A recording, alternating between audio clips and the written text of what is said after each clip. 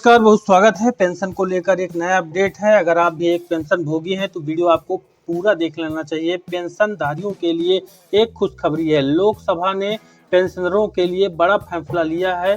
साथ ही ईपीएस पंचान ने पेंशन में बढ़ोतरी की खबर। 1 अप्रैल से डीए बढ़ करके परिवार पेंशन का यह फायदा होगा।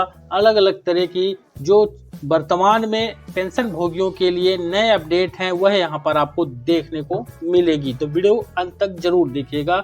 बड़ी खबर है। आज हम डीए यानी कि डेयरनेस अलाउंस फैमिली पेंशन और ईपीएस 95 यानी एम्प्लॉयज पेंशन स्कीम 1995 जैसे पेंशन से जुड़ी नवीनतम खबरों और साथ ही लोकसभा के फैसलों पर चर्चा करेंगे। यह विषय उन सभी पेंशन भोगियों और उनके परिवारों के लिए बहुत महत्वपूर्ण है जो इन योजनाओं से जुड़े हुए हैं। महंगा आर्थिक स्थिति को ध्यान में रखते हुए सरकार समय समय पर डीए और पेंशन योजनाओं में बदलाव करती रहती है ताकि पेंशन भोगियों को आर्थिक रूप से सुरक्षित रखा जा सके। इस वीडियो में हम डीए फैमिली पेंशन और ईपीएस 95 पेंशन के बारे में आपको विस्तार से बताएंगे, जिसमें नवीनतम अपडेट शामिल रहेंगे। पात्रता के मानदंड, लाभ और इन योजनाओं से जुड़े हुए महत्वपूर्ण पहलुओं पर प्रकाश डालेंगे। हमारा उद्देश्य आपको इन योजनाओं के बारे में पूरी जानकारी देना है ताकि आप अपने अधिकारों और लाभों के बारे में जागरूक रहें। साथ ही डीए क्या है, डीए के बारे में हमेशा से कर्मचारी लगातार कई तरह की विसंगतियों की खबरों को जानते हैं। अब डीए के बारे में आप समझिएगा। डीए जिसका मतलब होता है महंगाई भत्ता, सरकार के द्वारा अपने कर्मचारियों और पेंशन भोगियों को दिया जाने वाला एक भत्ता है। इसका उद्देश्य महंगाई के कारण होने वाले नुकसान की भरपाई करना है। जैसे जैसे महंगाई बढ़ती है जीवन यापन की लागत भी बढ़ जाती है, जिससे कर्मचारियों और पेंशन भोगियों को अपनी ज़रूरतें पूरी करने में मुश्किल होती है। डीए इस बढ़ी हुई लागत को कम करने में मदद करता है। डीए की कुछ मुख्य बातें हैं। डीए महंगाई के प्रभाव को कम करता है। यह कर्मचारियों और पेंशन भोगियों को आर्थिक सुरक्षा भी प्रदान करता है। डीए की दरें समय समय पर संशोधित की जाती हैं। केंद्रीय कर्मचारियों के लिए साल में 2 बार और साथ ही जो यहाँ पर स्टेट के कर्मचारी हैं उनका 1 बार डीए में वृद्धि संभावित है। फैमिली पेंशन क्या है? अब फैमिली पेंशन को समझिएगा अच्छे से। फैमिली पेंशन एक ऐसी योजना है जो सरकारी कर्मचारी की मृत्यु के बाद उसके परिवार को वित्तीय सहायता प्रदान करती है। इस योजना के तहत मृतक कर्मचारी के पति या पत्नी और बच्चों को पेंशन मिलती है, जिससे उन्हें आर्थिक रूप से सुरक्षित रहने में मदद मिलती है। फैमिली पेंशन का उद्देश्य यह सुनिश्चित करना होता है कि कर्मचारी की मृत्यु के बाद भी उसका परिवार सम्मानजनक जीवन जी सके। साथ ही इस फैमिली पेंशन की मुख्य बातें, जिसमें फैमिली पेंशन का कर्मचारी की मृत्यु के बाद परिवार को मिलती है। यह योजना परिवार को वित्तीय सुरक्षा प्रदान करती है। पति या पत्नी और बच्चे इस पेंशन के हकदार होते हैं।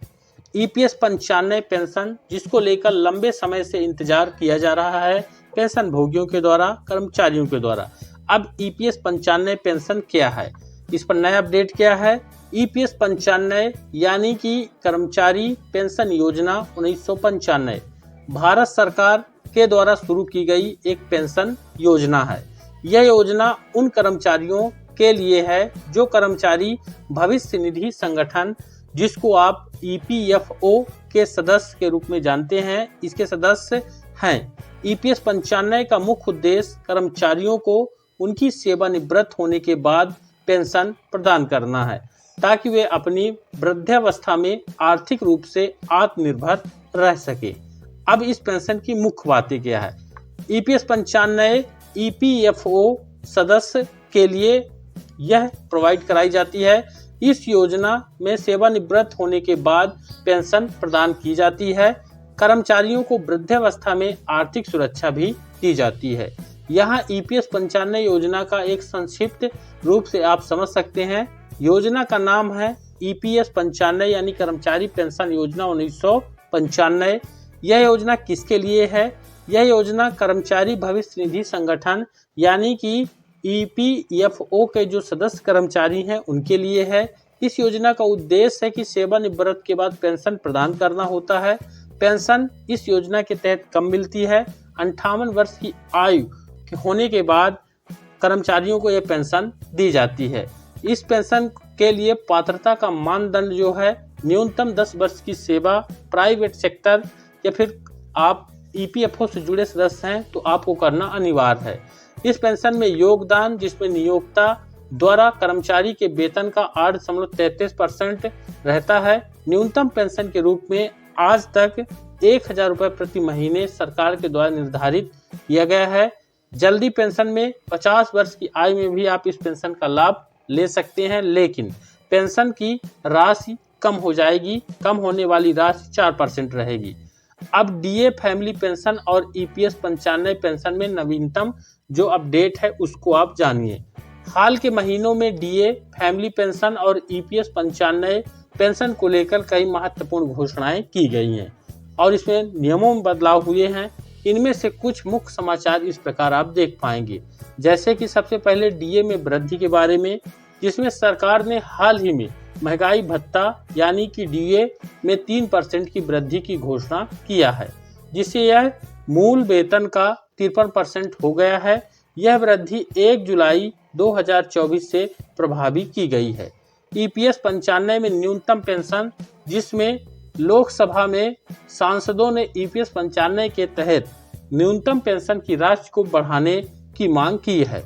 वर्तमान में न्यूनतम पेंशन की राशि 1000 रुपये प्रति महीने है, जिसे बढ़ाने की आवश्यकता है और इसको लेकर पेंशन भोगी भी लगातार डिमांड कर रहे हैं। वहीं एकीकृत पेंशन योजना में UPS सरकार 1 अप्रैल 2025 से एकीकृत पेंशन योजना UPS लागू करने की योजना बना रही है। इस योजना के तहत सरकार का योगदान 14% से बढ़कर 18.5% हो जाएगा। महंगाई से जुड़ी पेंशन, जिसमें एकीकृत पेंशन योजना UPS में पेंशन की राशि महंगाई दर के साथ जुड़ी होगी। इसका मतलब यह है कि समय समय पर पेंशन की राशि में महंगाई के अनुसार बदलाव किया जाएगा, जिससे पेंशन भोगियों को महंगाई से राहत मिलती रहेगी। अब लोकसभा के फैसले और चर्चाएं। लोकसभा में DA फैमिली पेंशन और EPS 95 पेंशन को लेकर कई महत्वपूर्ण फैसले लिए गए और चर्चाएं भी हुई। इनमें से कुछ प्रमुख बातें आपके सामने हैं। न्यूनतम पेंशन बढ़ाने की मांग EPS 95 पेंशन को लेकर सांसदों ने सरकार से EPS 95 के तहत न्यूनतम पेंशन राशि को बढ़ाने का आग्रह किया है। उनका तर्क है कि वर्तमान में पेंशन की राशि महंगाई के हिसाब से बहुत कम है और पेंशन भोगियों को सम्मानजनक जीवन जीने के लिए पर्याप्त नहीं है। श्रम मंत्रालय को प्रतिनिधित्व। श्रम मंत्रालय ने कहा है कि उन्हें EPS के तहत न्यूनतम पेंशन की राशि बढ़ाने के लिए कई अनुरोध प्राप्त हुए हैं। सरकार इस मामले पर विचार कर रही है और जल्द ही कोई ठोस फैसला ले सकती है। EPS 95 के लिए पात्रता के अंतर्गत श्रम और रोजगार राज्य मंत्री शोभा करंदलाजे ने लोकसभा में EPS 95 की पात्रता मानदंड पर स्पष्टीकरण दिया है। उन्होंने बताया है कि EPS के सदस्य को 58 वर्ष की आयु प्राप्त करने और न्यूनतम 10 वर्ष की सेवा पूरी करने पर पेंशन मिलती है। जल्दी पेंशन का विकल्प के रूप में मंत्री ने यह भी बताया कि यदि कोई सदस्य 58 वर्ष की आयु से पहले ही नौकरी को छोड़ देता है तो वह 50 वर्ष की आयु के बाद जल्दी पेंशन का विकल्प चुन सकता है। हालांकि जल्दी पेंशन में पेंशन की राशि 4% कम हो जाएगी। DA में वृद्धि से किसको लाभ होगा? सरकार के द्वारा घोषित DA में वृद्धि से निम्नलिखित श्रेणियों को और पेंशन भोगियों को लाभ होगा, जिसमें सिविलियन, सेंट्रल गवर्नमेंट पेंशनर्स और फैमिली पेंशनर्स शामिल हैं। सशस्त्र बल pensioner, family pensioners, all India service pensioners, family pensioners, railway pensioners, family pensioners, वे पेंशनर्स जो अनंतिम पेंशन प्राप्त कर रहे हैं और साथ ही बर्मा सिविलियन पेंशनर्स और फैमिली पेंशनर शामिल हैं। यह वृद्धि पेंशन भोगियों को महंगाई से राहत दिलाने में मदद करेगी और उन्हें बेहतर जीवन जीने में सक्षम बनाएगी। मुझे उम्मीद है कि ये वीडियो सभी पेंशन भोगियों के लिए बेहद ही महत्वपूर्ण है। इस वीडियो को आपने अंत तक देखा, आप सभी का धन्यवाद।